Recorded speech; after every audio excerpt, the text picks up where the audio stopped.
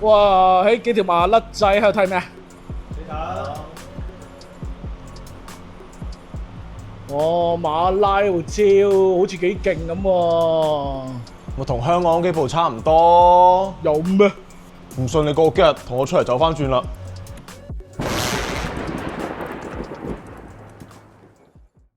2,000 years later.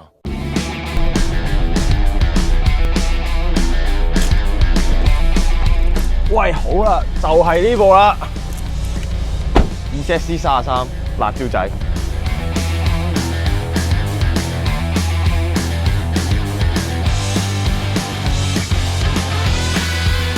嗱，馬拉仔嗰部咧就夠晒勁啦，咁佢哋嗰部咧就夠 hardcore，不過呢部都差唔多啊。嗱，我哋講下啲外觀件先。外觀件咧，呢一部頭冚比較特別嘅，關西 HKS 頭冚，我都唔明點解係特別要講關西啊，但係佢個牌子係叫關西 HKS。然後睇翻前邊，嗱，你睇下呢啲，一睇就知個車主平時出去飛車啊，呢啲咁嘅戰績。一睇就知佢唔係好人。我哋睇翻呢邊一條毫無特別嘅 Grady 頭唇，咁啊粉車頭啲外觀就係咁上下啦。我哋講下條 link，呢架車用緊頭尾 9J link， 頭用緊 9J35， 尾用緊 9J45， 頭 cam 把5度，尾 cam 把2度。之前佢係用245軚嘅輕妥 RS4。車主話3波動油係有少少刨胎嘅，咁後尾咧佢解決呢個問題，用條255軚。咁你諗下一部咁細嘅車用255軚塞得落，個車主都係有病。嗱，我哋都講下車尾嘅改裝部分啦。咁車主咧裝咗呢一條尾翼係 SWK 嘅尾翼，成架車睇落去最蛙哩就應該係呢隻尾翼啦。咁呢隻尾翼咧，其實香港應該得5、6個車主有裝過啦。成個尾冚啊嗰啲其他嘢咧，其實佢都冇乜點改裝嘅，係唯獨是改一條好粗碌嘅車氣喉。咁啊，車主裝呢條車氣喉咧就日本 FGK， 其實條喉個喉嘴都幾大個啊。FGK 呢個牌子喺日本都叫喉王啊，所以我哋香港車主都話佢叫尾喉王。煩死啦！引擎嘅部分，其實一眼望落去，第一樣嘢最搶眼嘅一定係個 intake 噶啦。咁佢同馬拉嗰邊嗰架車一樣，其實都係用 MST 嘅風箱。咁以我所知咧，其實 MST 呢個 intake 應該喺 ZC33呢架車入邊咧，性價比都幾高嘅。咁但係咧就唔知點解阿車主屎忽痕係要將一個原本喺度嘅冬菇咁啊改落下邊，所以我哋入開始衍生咗下邊呢一個入氣嘴，咁啊應該係直接索風俾個冬菇，然後進行一個入風。隻推保都改大咗少少嘅。咁嗰陣時咧，以我所知，車主係直接將副電腦 send 咗去日本，俾日本仔改完電腦寫完，攞翻嚟，連埋隻 turbo 一齊裝上車。咁咧，車主除咗改 turbo 之外，仲有改焦。咁啊，好明顯佢買一條 Grady 嘅催化，所以車主得到一張 Grady 嘅貼紙。嗱，我哋啱啱講完引擎嘅部分啦。咁其實呢個頭冚咧，佢除咗開窿可以幫助散熱之外咧，其實車主咧都佔高咗份頭冚呢個位，咁啊幫助啲引擎散熱嘅。咁我哋而家個人咧都比較熱，正值中午，我哋都係快啲試車。廢話唔好講。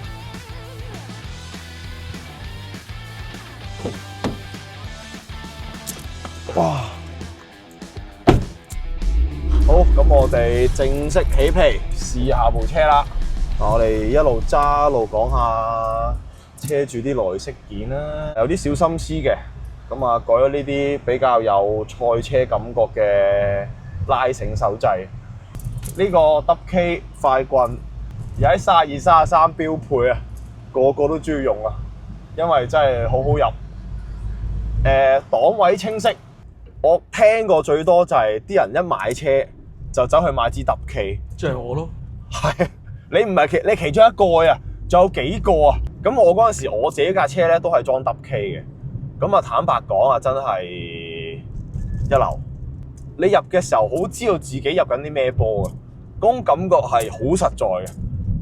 我想話張凳好阻住我拍。嗱，張凳咧一睇就知個車主係個單身寡佬啦。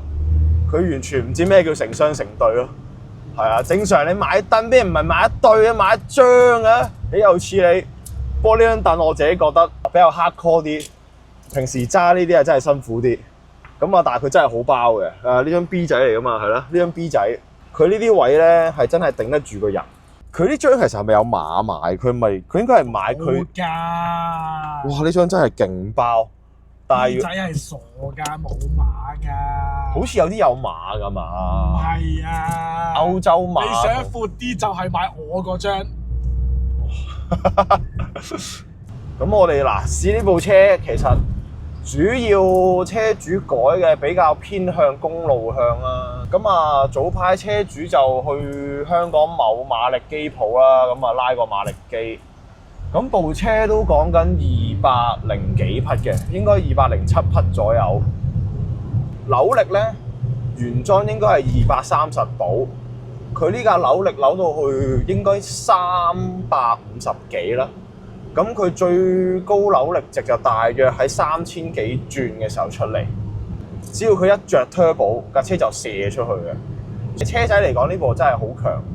咁啊改裝潛力又好強。哇！呢個31嚟嘅喎，可以追嘅。係唔好追佢啦，我哋繼續拍片。嗱，暫時嚟講啊，如果香港呢架車快咧，佢真係數一數二嘅。係啊，咁我相信佢數一咧，都冇乜邊個敢數二嘅，因為呢架車直路真係好快，驅到牛力即係蝸牛一揸出嚟嗰隻力真係好強。如果大家有睇過馬拉仔條片，其實呢部車個扭力值好似係強過嗰一部嘅。咁因為佢隻渦輪大啲啦，咁正常佢扭力都會大啲嘅。但係馬力咧，佢哋嗰邊講230匹左右啦，佢哋嗰邊嗰部。咁其實呢部係爭啲嘅，呢部207匹，但係你話爭廿零匹到啦。其實你揸廿零匹係咪真係爭好遠？其實你唔落到賽車場又未必用得着嘅。咁同埋嗱，當地嘅馬力機同香港嘅馬力機會唔會有數據差異？嗱，呢樣又會有啦。咁但係如果你話計，我相信其實兩部嘢出嚟個效果唔係話差太遠，即係我相信揸嘅話兩部車個感覺應該都好類近。咁佢主要係咪真係話喂快得好緊要咧？我哋一陣就揾啲直路嚟試一試俾大家睇。哇！你睇個加速力，哇！好。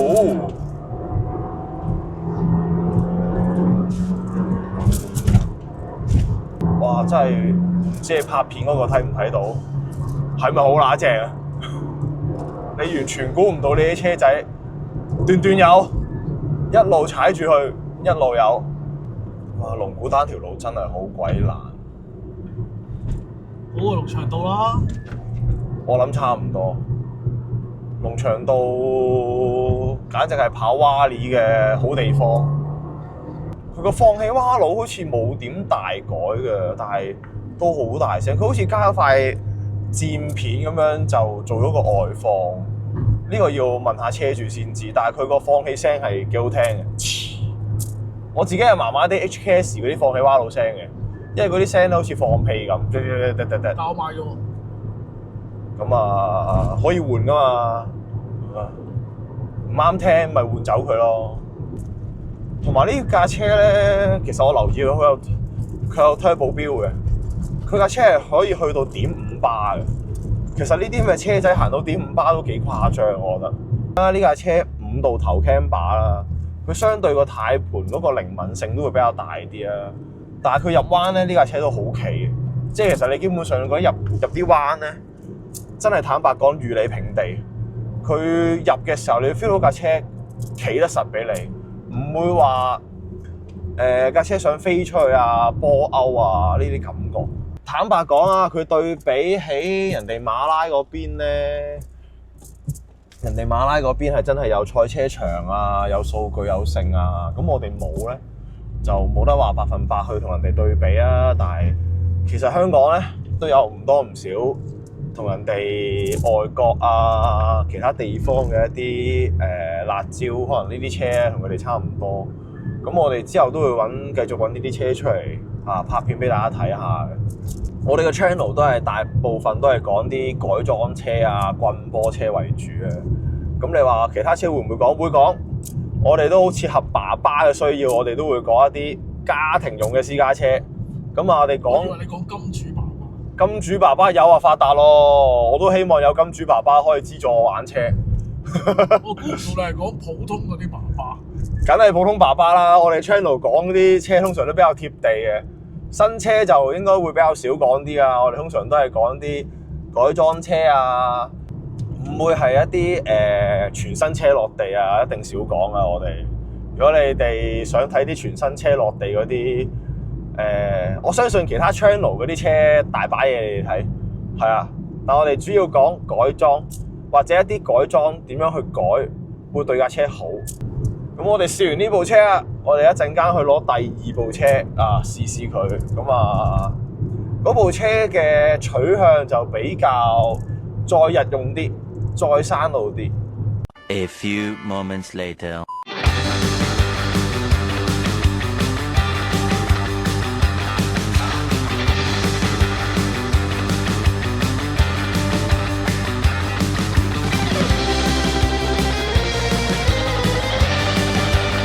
咁呢部車咧，同啱啱嗰部最主要嘅分別咧，就係呢部車用嘅依舊係原裝嘅 Turbo。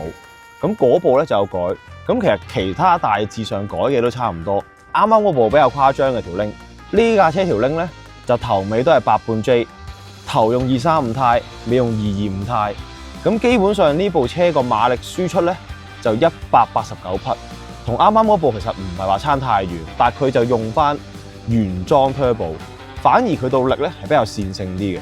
個扭距咧其實大家差無幾，呢部應該係大約320幾度。嗱，咁呢部車嘅內裝咧，其實基本上同啱啱嗰部都一樣噶啦，只不過呢架車咧用翻原裝凳。其實原裝凳咧，其實呢啲位都好夠包嘅，你見側邊呢啲位坐落去咧，亦都好夠包嘅。只不過係你自己想唔想改凳。呢個車主同啱啱個車主唔同喎，佢改軚盤就唔改凳。咁我哋而家試下呢部車啊！咁呢架車個 mapping 咧，其實就線性過啱啱嗰部嘅，甚至乎我覺得好揸過啱啱嗰部嘅。點解咁講咧？咁其實呢架 mapping 都大有來頭嘅。咁啊，個車主又特登請一個日本嚟嘅 sensei 啦，專門幫佢喺香港寫呢個電腦嘅。咁佢嗰陣時就喺條街度，可能有試咗幾腳啦，咁啊睇佢講啲咩啦，專門去幫佢寫。咁個 sensei 都好出名嘅，不過係邊個我哋就唔去透露啦。